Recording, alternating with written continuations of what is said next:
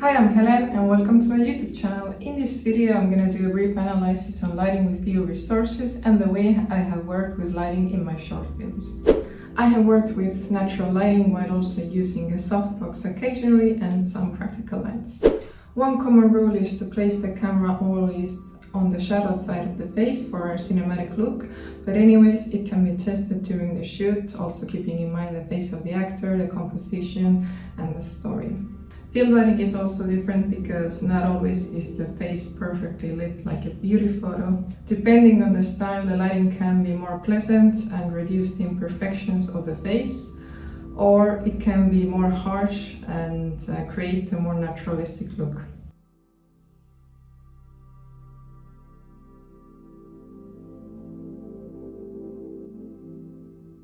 Key light is the main source of light, about 50%, and it should come from another side with respect to the camera's position. Fill light is dimmer than the key light, around 30%, and it fills the shadows created by the key light coming from the opposite direction.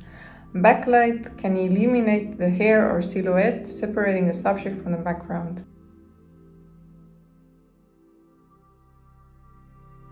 I use this softbox. I can easily regulate the lights with a remote control, adjusting it from warm to cold light and to night mode. Also, the height of the softbox can be regulated as needed. As you can see, warm light gives a very soft look to the face or object, similar to tungsten light. Cold light is closer to daylight. The night mode is much less intense and is good for night scenes.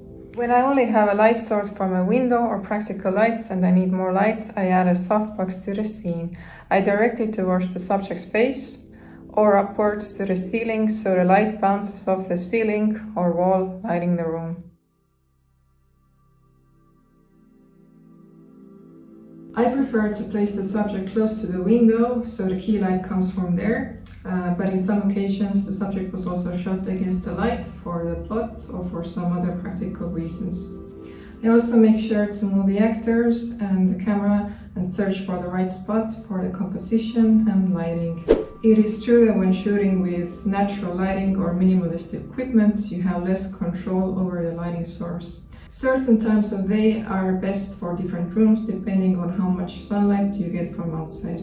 Too much light is not cinematic, so there should be just the right amount of light so it's not too dark nor too bright. If I notice that there's too much light coming from the window, I may close the curtains a bit, but this might create some noise, so practical lights might be necessary to add in the scene. For outdoors, sunset and sunrise light is the softest.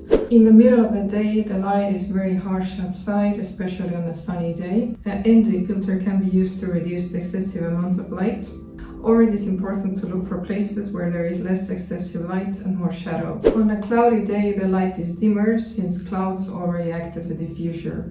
In conclusion, film lighting is a very important aspect of the mood of the film and it has to be taken care of. But at least for me, since many times I'm shooting all by myself, lighting is the thing I least time have for. So most of the times I have to decide very quickly. While it is true that not having the perfect lighting on the set can actually be a technique, you just have to manage what you have. So it really depends on the filmmaker's choice. Also, if I'm spending the time making the first scenes very perfect, normally the last scenes are done in a hurry. So a certain aspect of coincidence or even luck is involved as well.